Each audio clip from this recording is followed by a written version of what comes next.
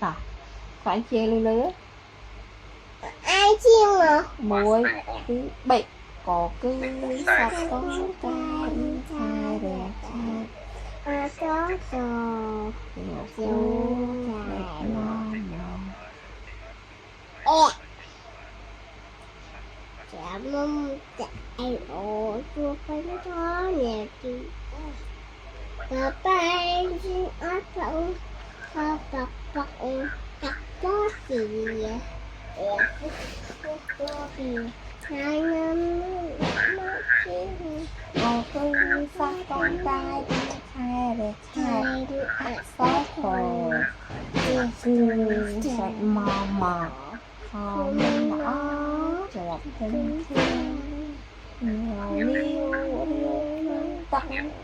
cho chặt chặt chích lấy chừng thổ chặt hay cái đai bằng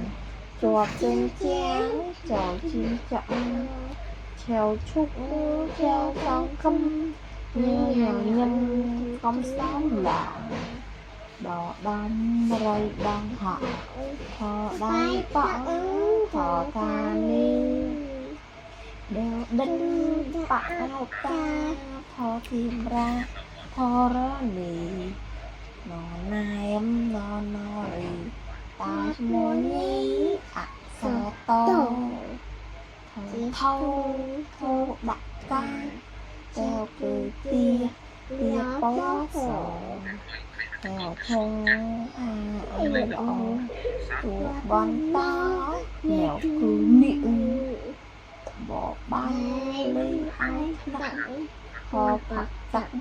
tắc bó tiền mèo phung phung bó tiền màu rơm nếp theo cứ thế muốn muốn ôm treo ya tươi không chiến kỳ rèo ri hà ri đôi xe gái lèo cứ lia vào quạt đôi lia có tổ hai thô hùng họ cái đó là xe áo nó trắng